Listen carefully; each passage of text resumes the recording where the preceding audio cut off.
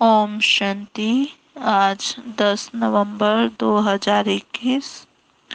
आज मीठे प्यारे बाप दादा के महावाक्य हैं। मीठे बच्चे, भारत सभी का तीर्थ स्थान है। भारत सभी का तीर्थ स्थान है, इसलिए सब धर्म वालों को भारत तीर्थ की महिमा सुनाओ। बाबा कहते इसलिए सब धर्म वालों को भारत तीर्थ की महिमा सुनाओ, सबको संदेश दो। आज का प्रश्न, किस पुरुषार्थ से तुम्हारी अंतमति सो गति होगी? किस पुरुषार्थ से तुम्हारी अंतमति सो गति होगी? तुम निद्रा जीत बन जाएंगे। उत्तर है, रात को जब सोने जाते हो तो पहले बाप और वर्षे को याद करो। रात को जब सोने जाते हो तो पहले बाप और वर्षे को याद करो। स्वदर्शन चक्र फिराते रहो। जब नींद आए तो सो जाओ, फिर अंतमति सो गति हो जाएगी। सवेरे उठेंगे तो वही पॉइंट याद आती रहेगी। ऐसा अभ्यास करते तुम नींद को जीतने वाले बन जाएंगे। जो करेगा सो पाएगा। करने वालों की चलन प्रसिद्ध होती जाती है। गीत है, जो पिया के साथ है उसके लिए ज्ञान की बरसात है। ओम शांति। जो पिया के साथ है। अब दुनिया में बाप तो बहुत हैं, परंतु उन सब का बाप रचयिता एक ही है, वही ज्ञान का सागर है। ज्ञान से ही सद्गति होती है। सद्गति भी मनुष्य की तब होती है जब सत्युग की स्थापना होनी हो। बाबा को ही कहा जाता है सद्गति दाता। जब जब संगम का समय हो तब तो ज्ञान सागर आकर सद्गति में ले जाएंगे। इस समय दुर्गति तो सबकी है, दुर्गति भी सबकी एक जैसी नहीं होती। सबसे प्राचीन भारत है। भारतवासियों के ही 84 जन्म गाए हुए हैं। जरूर जो पहले पहले मनुष्य होंगे वही 84 जन्मों के लायक होंगे। देवताओं के 84 जन्म तो ब्राह्मणों के भी 84 जन्म। मुख्य को ही उठाया जाता है। बाप ब्रह्मा द्वारा नई सृष्टि रचने के लिए पहले पहले सूक्ष्म लोक रचते हैं, फिर नई सृष्टि की स्थापना होती है। त्रिलोकीनाथ एक बाप है, बाकी उनके बच्चे भी अपने को त्रिलोकी के नाथ कह सकते हैं। यहाँ तो बहुत मनुष्यों ने नाम भी रखवा दिए हैं त्रिलोकीनाथ। डबल देवताओं के भी नाम रखवाए हैं, गौरी शंकर, राधे श्याम। अब राधे कृष्ण अलग अलग राजाई के थे। जो अच्छे बच्चे हैं उनकी बुद्धि में बहुत अच्छी पॉइंट्स की धारणा रहती है।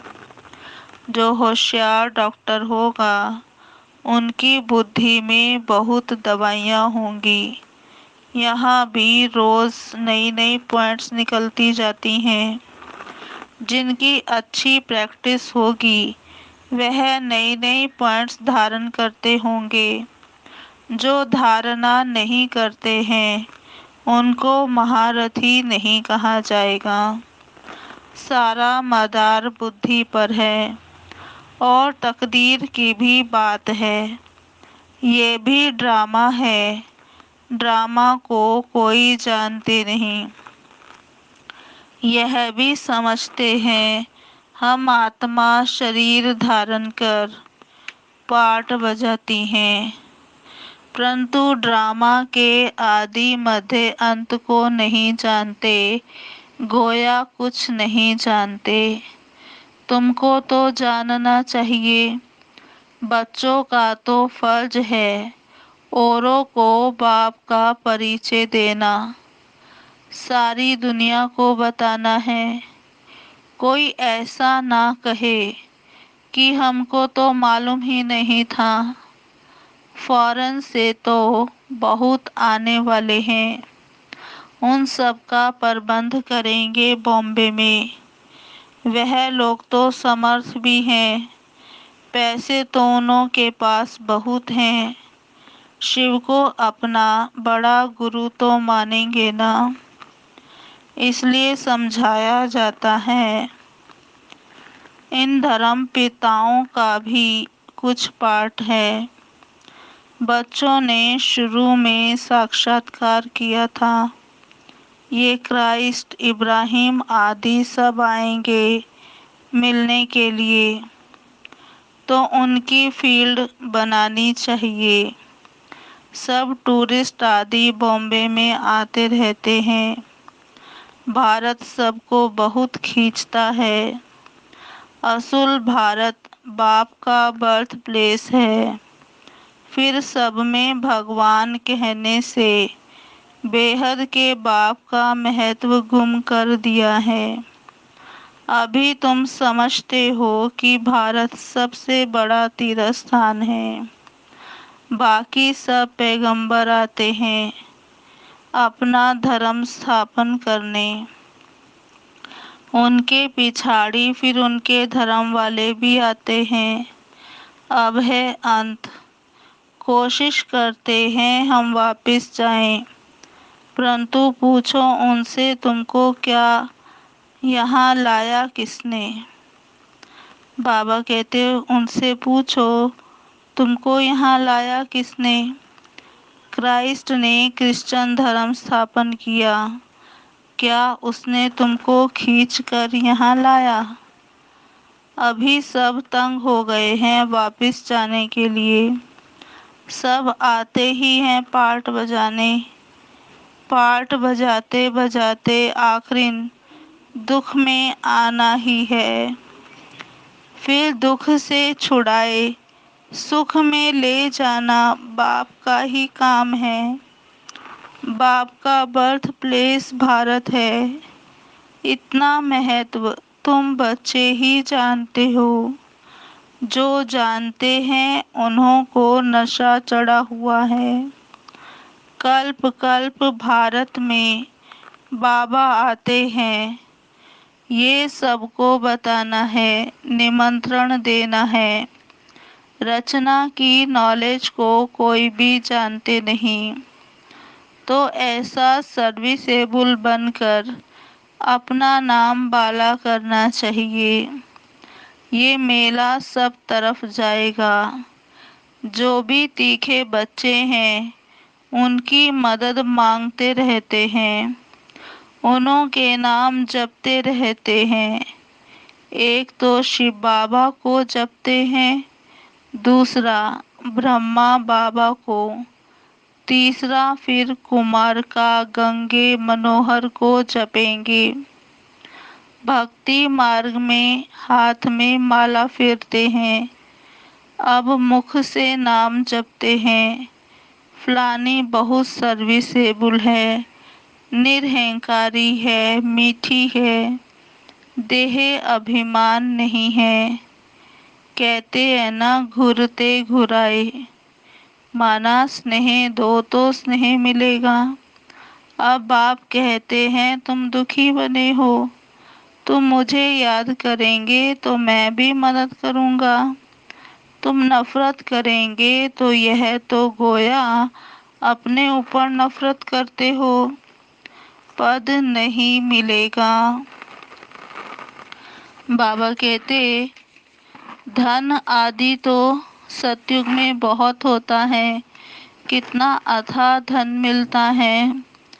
किसको लॉटरी मिलती है तो कितना खुशी होती है।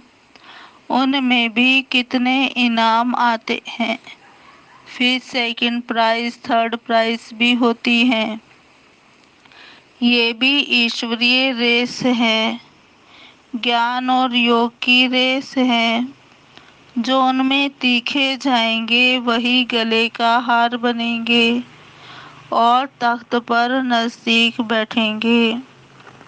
तुम सब हो कर्म योगी, अपने घर को भी संभालो। क्लास में 1 घंटा पढ़ना है, फिर घर में जाकर रिवाइज करना है। स्कूल में भी ऐसे करते हैं ना, पढ़कर फिर घर में जाकर रिवाइज करते हैं। बाप कहते हैं 1 घड़ी आधी घड़ी, दिन में 8 घड़ी होती है, उनमें भी बाप कहते हैं 1 घड़ी।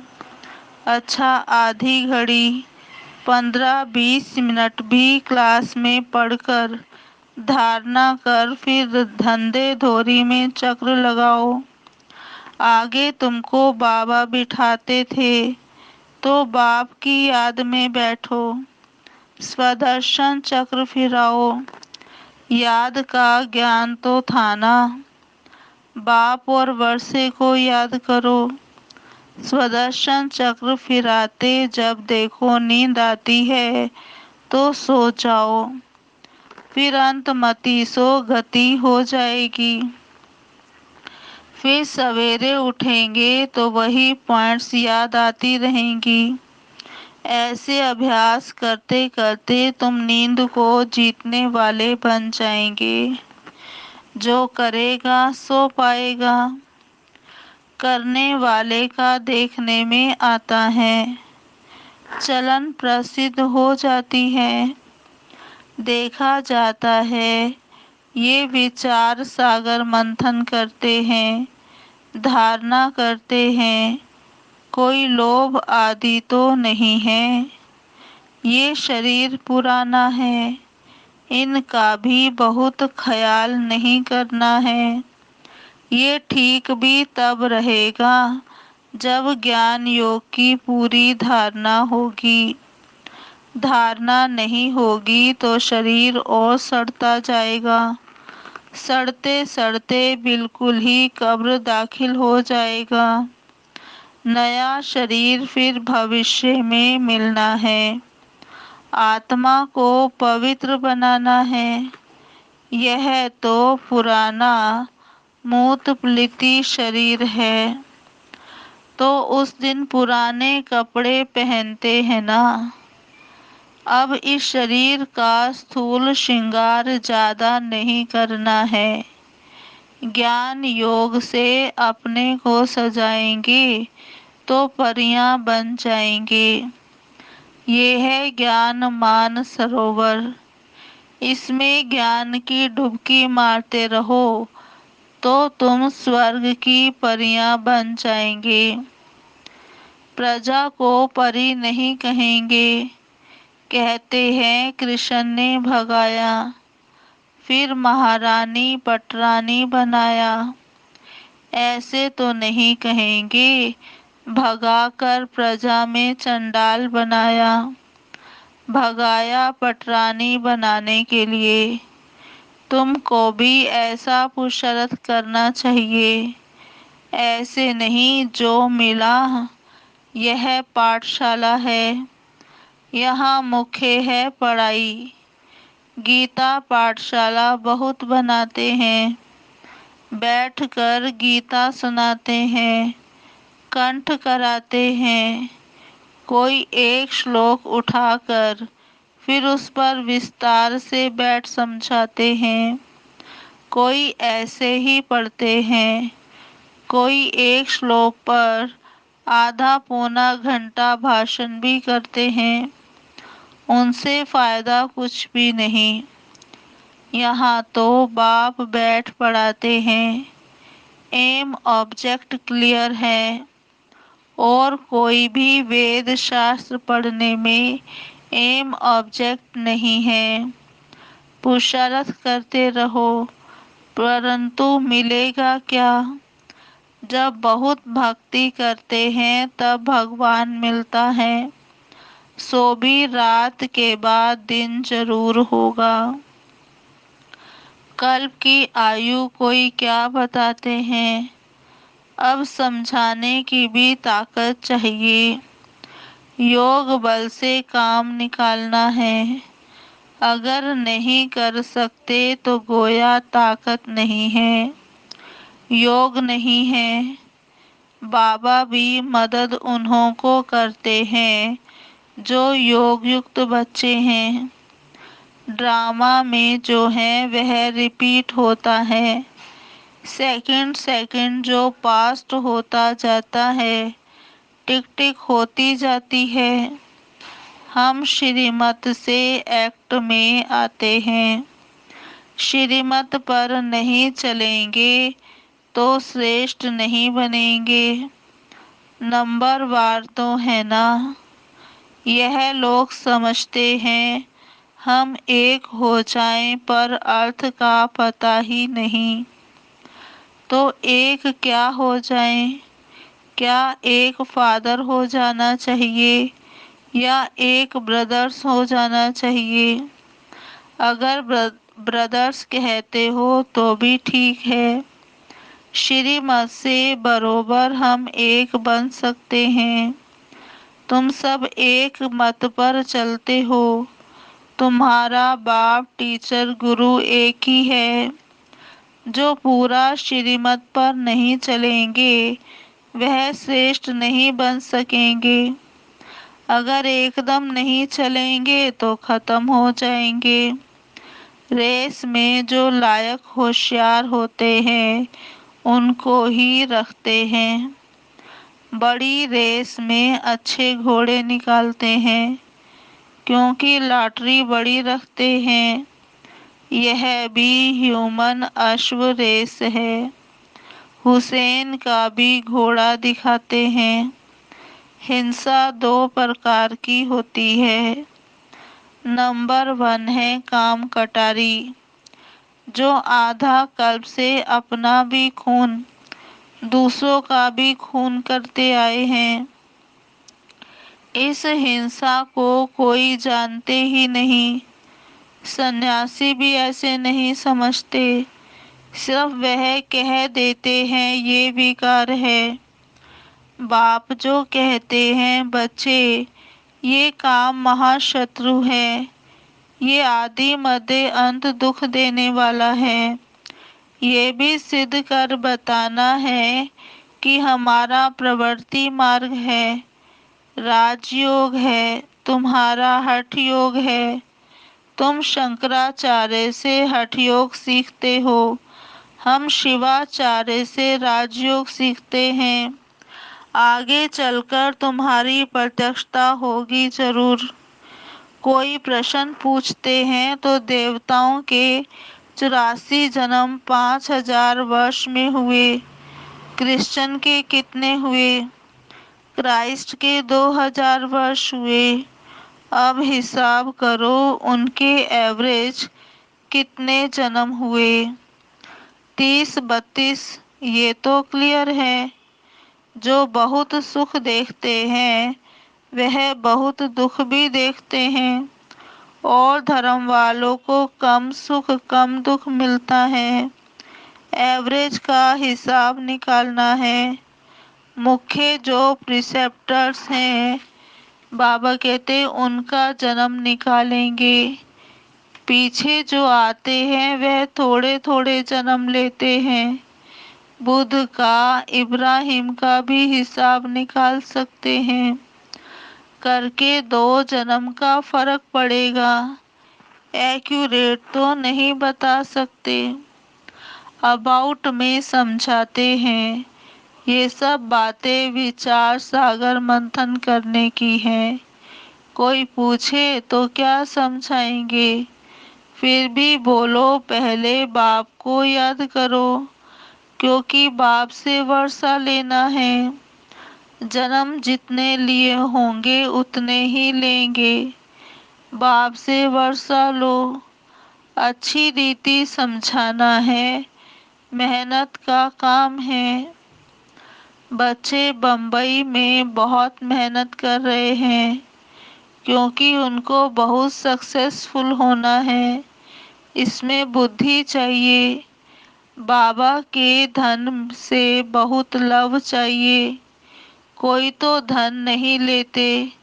अरे ज्ञान रतन लो और धारण करो, तो कहते हैं हम क्या करें, हम समझते नहीं। नहीं समझते हो तो तुम्हारी भाभी। अच्छा मीठे मीठे सिकिलधे बच्चों प्रति मात पिता बाप दादा का याद प्यार गुड मॉर्निंग। रूहानी बाप की रूहानी बच्चों को नमस्ते। हम रूहानी बच्चों की रूहानी बाप दादा को याद प्यार गुड मॉर्निंग नमस्ते नमस्ते नमस्ते। सदा रहेंगे हंसते बनेंगे फरिश्ते, चलेंगे परम धाम के सीधे रास्ते। ओम शांति। अभी सुनते हैं आज की मुरली के मुख्य पॉइंट। धारणा के लिए मुख्य सार। पहला, शरीर को ठीक रखने के लिए ज्ञान योग की धारणा करनी है। किसी भी चीज का लोभ नहीं रखना है। इस ज्ञान योग से सजना है, स्थूल श्रृंगार से नहीं। दूसरा, एक घड़ी आधी घड़ी पढ़ाई अवश्य पढ़नी है। ज्ञान और योग से रेस करनी है। आज का वरदान, सर्व के दिलों के राज को जान, सर्व को राजी करने वाले सदा विजयी भव। सर्व के दिलों के राज को जान, सर्व को राजी करने वाले सदा विजयी भव। विस्तार, विजयी बनने के लिए हर एक के दिल के राज को जानना है। किसी के मुख द्वारा निकलने वाले आवाज से उसके दिल के राज को जान लो तो विजयी बन सकते हो। लेकिन दिल के राज को जानने के लिए अंतर्मुखता चाहिए। जितना अंतर्मुखी रहेंगे उतना हर एक के दिल को जानकर, उसके दिल के राज को जानकर उसे राजी कर सकेंगे। राजी करने वाले ही विजयी बनते हैं। और आज का स्लोगन है, वैराग्य ऐसी योग्य धरनी है जिसमें जो भी फल डालेंगे वह फलीभूत अवश्य होगा। वैराग्य ऐसी योग्य धरनी है जिसमें जो भी फल डालेंगे वह फलीभूत अवश्य होगा। अच्छा जी, ओम शांति। ओम शांति। अब सुनते हैं आज की मुरली के स्वमान। पहला स्वमान, मैं आत्मा स्वदर्शन चक्रधारी हूँ। मैं आत्मा स्वदर्शन चक्रधारी हूँ। दूसरा स्वमान, मैं आत्मा सर्विसेबल हूँ। मैं आत्मा सर्विसेबल हूँ। तीसरा स्वमान, मैं आत्मा कर्म योगी हूँ। मैं आत्मा कर्म योगी हूँ। चौथा स्वमान, मैं आत्मा स्वर्ग की परी बन रही हूँ। मैं आत्मा स्वर्ग की परी बन रही हूँ। पांचवा स्वमान, मैं आत्मा श्रीमत पर श्रेष्ठ बन रही हूँ। मैं आत्मा श्रीमत पर श्रेष्ठ बन रही हूँ। छठा स्वमान, मैं आत्मा ज्ञान रत्नों को धारण कर रही हूँ। मैं आत्मा ज्ञान रत्नों को धारण कर रही हूँ। सातवां स्वमान, मैं आत्मा अंतर्मुखी हूँ। मैं आत्मा अंतर्मुखी हूँ।